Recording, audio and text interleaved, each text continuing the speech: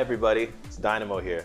So I talk to you guys all the time about how I work in the hospital as a medical student. I know a lot about, what it's like to be a pre-med, what it's like to be a medical student, and I'm really familiar with the path toward becoming a doctor. But the reality is that for us to be effective in the hospital, there are a whole host of people who have to be involved in patient care. And the fact also is that as physicians, we sometimes aren't so familiar with all of those associated people who really, at the end of the day, do a big part in making sure that the people who we interact with every day in the hospital are actually having their lives improved in a real and lasting way. And I'm doing my best to learn about the people who are involved in this whole process. And I think it might be useful for you guys also to learn about some of the people who are involved in this process. And so we're going to start today by interviewing someone who I think is really awesome. This was total chance meet for me, but it's been a really enlightening experience to meet this person and hear everything that she's had to share about her perspective and what she does. Today we're going to be talking about child life. This is a part of patient and hospital life that I think maybe a lot of people aren't so familiar with, but I think that the person who we're going to talk to today is going to tell you guys a whole lot about this field that you might not know. So enough about me. I think we should definitely introduce our guest today. I have with me Mrs. Kathleen Boone. Thank you for having me. It is great to have you with us. So Kathleen, would you just kind of introduce yourself to our audience and sort of tell us who you are? Yeah, my name is Kathleen Boone. I grew up in North Carolina. I did my undergrad in Washington State at Moody Bible Institute in Intercultural Studies. I'm currently at Azusa Pacific University where I'm getting my master's and doing my internship at Arrowhead Regional Medical Center. Very accomplished. Yeah, very accomplished indeed. All right. So Kathleen, so we sort of met chance, right? I think when you first started working at Arrowhead, and I remember the first time that we met, I was struck by how genuinely inspired you were. I didn't know really anything about child life at that point, and you started talking to me about, this field where you're really helping particularly kids, and you're helping to put them in a position where they have a solid framework in their lives outside of the hospital, right? And so I think we could just kind of start by you telling us sort of what is child life. Yeah, I'm so passionate about child life, so thank you for letting me share. It's part of the psychosocial team at the hospital, and we wear a lot of different hats, so it's always difficult to try to explain all the different components that we get to do, but the main thing that we're trying to accomplish with child life and to be a child life specialist is to remove as much potential trauma as possible. So we know that being in the hospital is a really scary experience for kids. They don't get a lot of control over what happens to them. Very true. Or any of the medical treatment. And so we know that there's a lot of potential for post-traumatic stress disorder, anxiety, depression.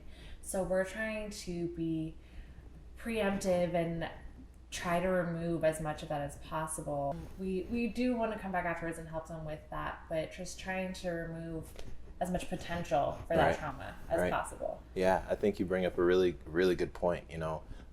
People in the hospital, it's often like their worst day ever. Right? And it's a traumatic event. And so figuring out how to reduce that trauma is, especially for children, could play a huge role, in sort of reducing a lot of the downstream effects, years and years down the line. Exactly. Right? The whole adverse childhood experiences. We know that kids who have a certain amount of those, they're such a higher risk for behavioral attachment, any type of psychosocial disorder. So we're just trying to hopefully eliminate as much of that as possible. I see. That's awesome. That's awesome. Could you talk to us a bit about how you were first inspired to get into child life? Yeah, so I'm very justice oriented. So something that I'm really passionate about is providing a voice for the voiceless. And that started with hosting students from different countries and just hearing about rights in different countries for women and children. And then I took a medical leave in college and got really sick. And the specialist that worked with me worked mainly on the pediatric unit. So while I was 19, they allowed me to be in the pediatric unit, and I got to hear about this incredible career called a child life specialist. Ah, I see. And being in the medical system, I learned at how difficult it is and how difficult it was for me to raise my own voice and to advocate for myself, even at 19 years old. And realizing that there's a huge area and a huge need to provide that voice to the voiceless, which is children in the medical system. Absolutely. And so trying to create justice in that sense of having them be heard, and having the parents understand as well as the children. A huge aspect of being a child life specialist is we try to teach kids about what's happening to their body in a developmentally appropriate way. And procedures. We try to prep them for procedures in a developmentally appropriate way. So trying to make all of that medical lingo Makes sense. And something that's not intimidating. Right. You know, we don't say cut open, we say create a little opening. Yes. You know, Yes. so Absolutely. trying to make things sound less dramatic. So, okay. So that's what child life is and sort of how you were first inspired to it. But I know you mentioned when we were talking before that, you've had experience where you kind of saw that people, even if they've heard of child life, may not really truly understand what it takes to get to where you're at. So tell us about how you get to be a child life specialist. Yeah. So at the hospital the other day, there was a medical student who's like, I saw that you're part of the child life team. My wife is an elementary school teacher. She's interested in working in the medical field. Being an elementary school teacher is great because you have that childhood development background. But what a lot of people don't understand is the Association of Child Life Professionals is trying to make it a better process. You said it's a young field, right? It is a young only field. about It's 50 only years 50 that it's been around, right? So this is sort of the cutting edge of tertiary care, right? And right? So it's really exciting stuff. So you have to have at least 10 classes in child life, which again, we wear so many hats. So some of my classes were bereavement, how to help families and children through death, how to explain death to children. Some of them were medical terms, medical procedures, understanding the basic concepts so that we can explain it. We had a lot of childhood development classes and a lot of family systems and therapy classes to kind of incorporate all of those. And so once you take those classes, you then have a practicum, which is where you basically shadow a child life specialist. And that is a pretty short, it's 120 hours. Just 120 hours. And then you do your internship, which is 600 hours. And that's basically where you act as a child life specialist, but you're still under supervision, which is what I'm doing right now. I see. And then after that, you take your board certification to put the certified in front of your child life specialist. Official. Exactly. Awesome, Just saying awesome. you understand that development in the medical system. So you're on your way. I'm so close. Okay, so now I'm just going to ask you some questions that Right. I think would be interesting for someone who is maybe a young kid who's considering different pathways they might want to go into and wants that little spark of inspiration, right? So these are just kind of general questions. So what would you say are lessons that sort of your work life has taught you? Things that just the patient population who you've been exposed to, the people who you've interacted with, as a child life specialist. What lessons do you think you've drawn from those interactions? I think a big lesson that I've learned that can be applied to really kids and adults is that we don't give kids enough credit. They understand, I think, so much more than we acknowledge. While it's my job to make it developmentally appropriate and to know where they are developmentally so we can talk in the language that they understand. But at the same time, I've seen so many times where doctors, nurses, parents are talking in front of the child about their medical condition or things at home. And kids are sponges. Right. Like you don't think they're listening. They're kind of playing, but they're listening. They're absorbing it. And they absorb the anxiety of the parent. They absorb the anxiety of the doctor. And so, so many times we have parents who are like, calm down, calm down, calm down. And like, that's not being effective. And, or like saying like, it's okay, but it's clearly not.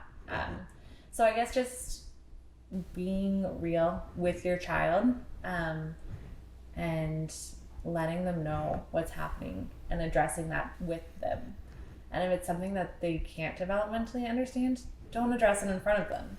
And I think to kids, just giving them empower to talk to your parents and to vocalize like what's going on, and to, we have so many times where kids are like, I know that I'm dying, I'm ready to die, but they're too scared to tell their parents.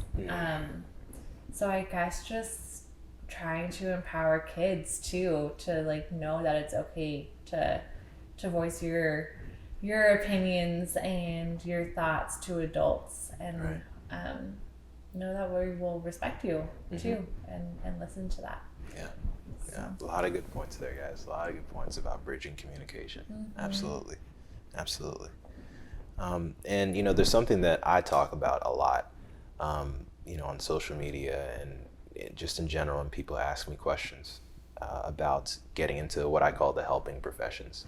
And that is the fact that one thing I've always noticed is that people in the helping professions who love what they do, they always seem to draw a certain happiness from the work that they do. It's not always easy work, but there's a certain, just a certain inner contentment that I feel like I usually see in people who do enjoy this line of work.